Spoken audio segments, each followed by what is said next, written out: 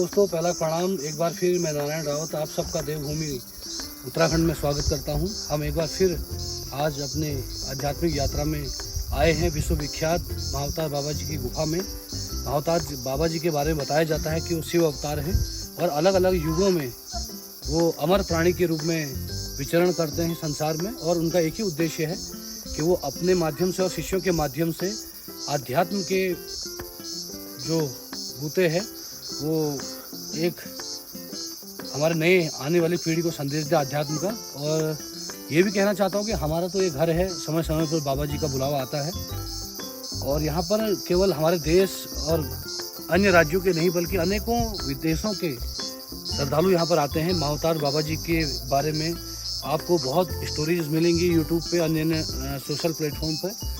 तो हम आपको ले चलेंगे और दिखाएंगे कि स्पिरिचुअलिटी कैसे आज भी देवभूमि उत्तराखंड में जिंदा है और इसकी ओर पूरा विश्व अग्रसर है। महाअवतार बाबा जी लाहड़ी महाशय और परमहंस योगानंद जी को लेकर इस देवस्थल का एक अनूठा नाम रहता है इतिहास के पन्नों में।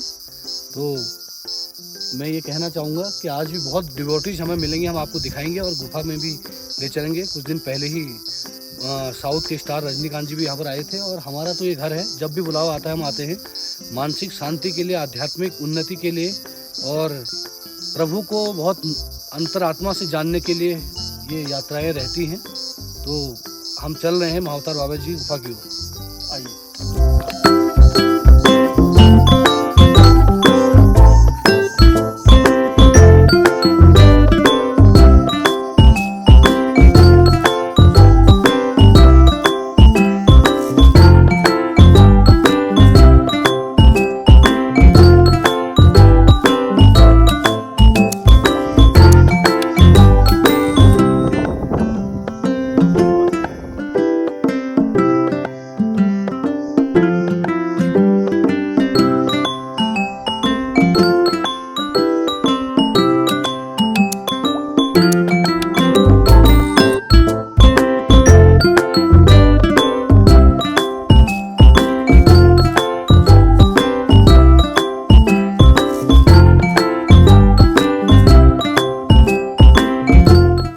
महाअवतार बाबा जी की गुफा से कुछ ही दूर ये प्रकृति का आध्यात्मिक अनुभूति का सुंदर नज़ारा देखिए।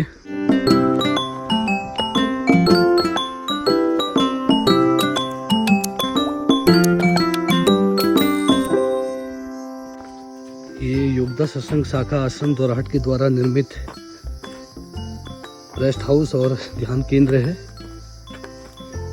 और अगर हम ऑटोबायोग्राफी ऑफ योगी को पढ़ें तो स्पष्ट समझ में आ जाएगा कि उस समय महाअवतार बाबा जी ने लाहड़ी महाशय जी के लिए एक दिव्य महल का निर्माण यहाँ पर किया था और उनके सभी मानव जीवन की जिज्ञासाएं, उनकी इच्छा की पूर्ति करते हुए उन्हें क्रिया योग की दीक्षा दी थी।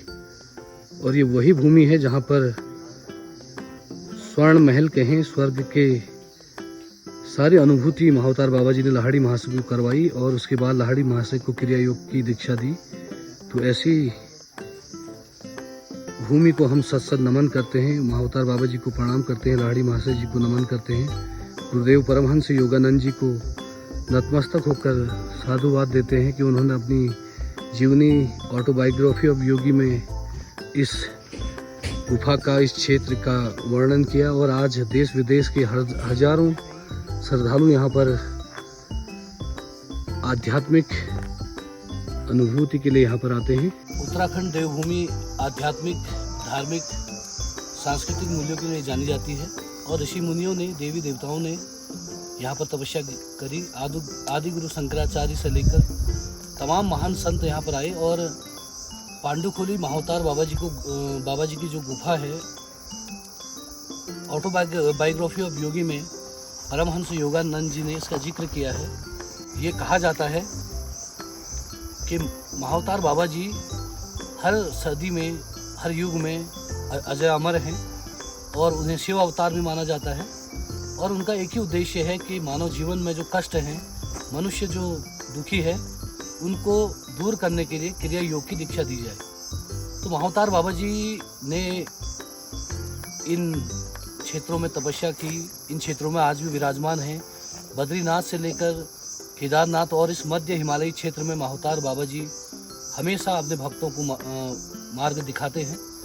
तो जो महाअवतार बाबा जी के शिष्य थे लाहिड़ी महाशय, जो बंगाल इंजीनियरिंग में सर्विस करते थे और एक सामान्य मनुष्य की तरह जीवन जीने के साथ वो रानीखेत में ट्रांसफ़र होकर आए और वो पूर्व जन्म में ऐसा माना जाता है कि वो आध्यात्मिक एक संत थे।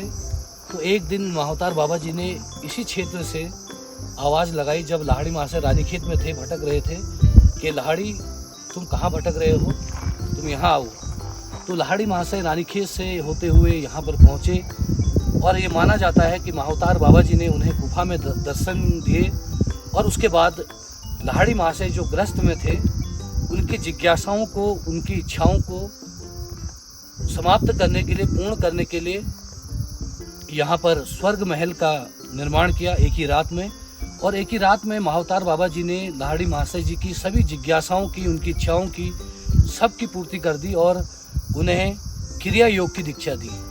और महाअवतार बाबा जी ने लाहिड़ी महाशय को क्रिया योग की दीक्षा देने के साथ ये कहा कि आप गृहस्थ में रहकर मानव जाति को इस बहुमूल्य उपहार को प्रदान करेंगे, क्रिया योग की दीक्षा देंगे, जिससे मनुष्य अपने जीवन के कष्टों से, अपने दुख दर्द से परे होकर परमात्मा की ओर अग्रसर हों। तो ये वही देवभूमि है जहाँ पर लाहिड़ी महाशय ने क्रिया योग की दीक्षा ली। उसके बाद वो यहाँ से प्रस्थान कर गए और एक गृहस्थ के संत के रूप में उन्हें जाना जाता है। उसके बाद उनके शिष्य युक्तेश्वर जी और युक्तेश्वर जी के शिष्य परमहंस योगानंद जी ने क्रिया योग के माध्यम से पूरे विश्व को संदेश दिया और परमहंस योगानंद जी ने अमेरिका सहित पूरे पश्चिमी देशों में भ्रमण कर इस क्रिया योग की दीक्षा का प्रचार प्रसार किया। स्वामी विवेकानंद के बाद परमहंस योगानंद जी भारत के एक ऐसे महान संत हैं जिन्होंने क्रिया योग की दीक्षा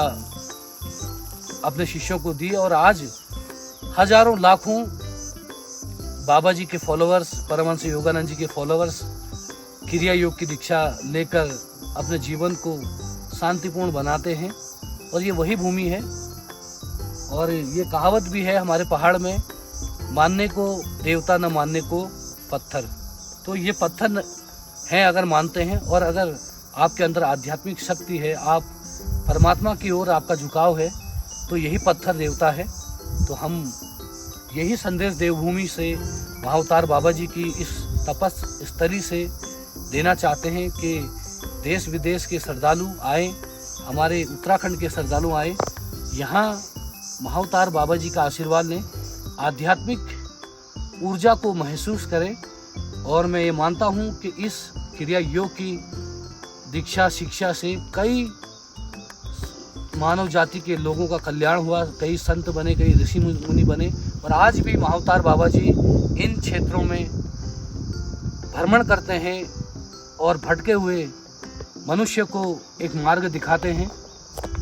तो क्रिया योग की दीक्षा के बारे में मैं ये कहना चाहता हूँ कि श्री कृष्ण ने अर्जुन को कुरुक्षेत्र के मैदान में जो ज्ञान दिया, जब महाभारत का युद्ध हो रहा था, जब कौरवों और पांडवों के बीच में बहुत बड़ा संकट था, विवाद था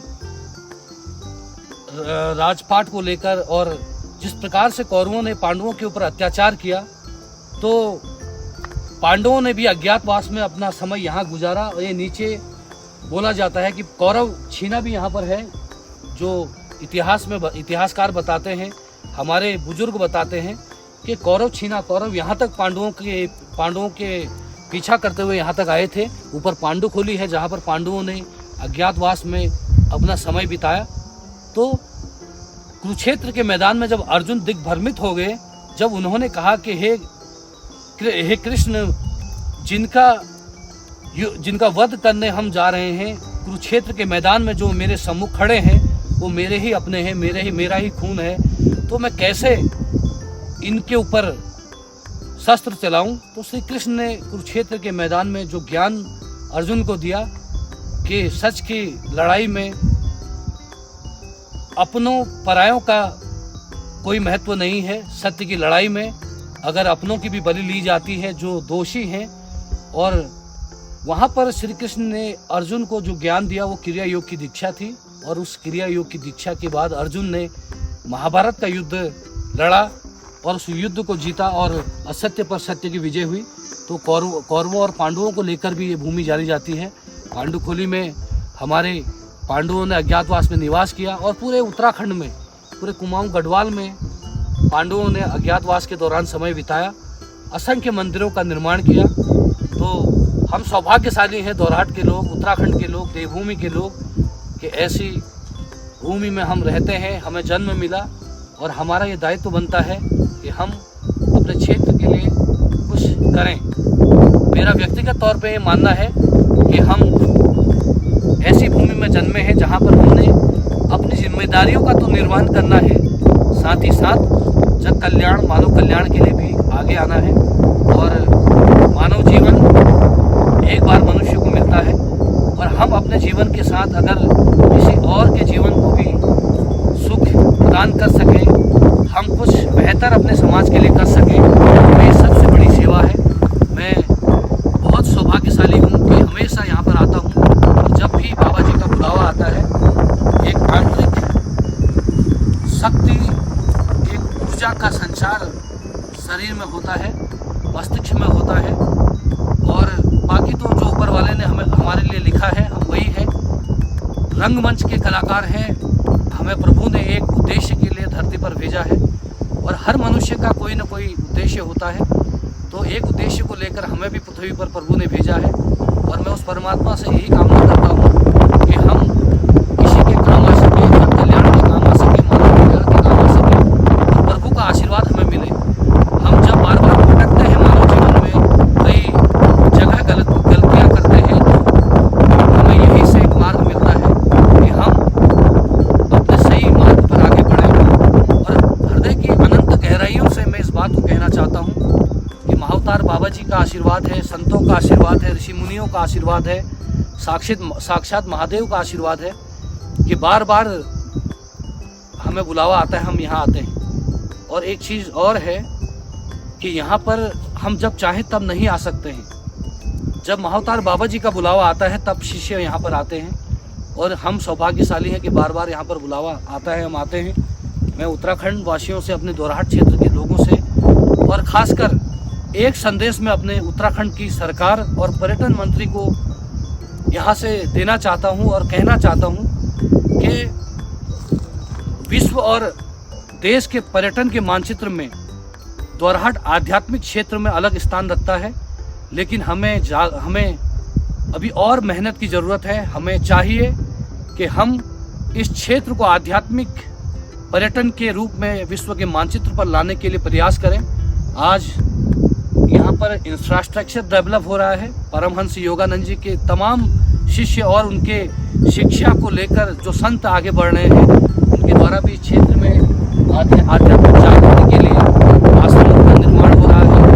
और बाहर से आए हुए धार्मिक पर्यटक हैं, उनके रहन सहन के लिए, उनके यहाँ पर समय व्यतीत करने के लिए भी व्यवस्थाएं जुट रही हैं। और एक ऐसा क्षेत्र है मध्य हिमालय क्षेत्र, जहाँ पर महाअवतार बाबा जी साक्षात रूप में विराजमान हैं। तो यहाँ आकर अगर किसी को परमात्मा की अनुभूति होती है, तो मैं एक बार पुनः देवभूमि से आप सबको प्रणाम करते हुए यही कहूँगा कि आप देवभूमि उत्तराखंड आइए, महाअवतार बाबा जी की शरण में आइए। निश्चित तौर पर आपके बिगड़े हुए जो राहें हैं वो बनेंगी, आप सही मार्ग पर आगे बढ़ेंगे, आपको धार्मिक आध्यात्मिक उन्नति में आशीर्वाद मिलेगा।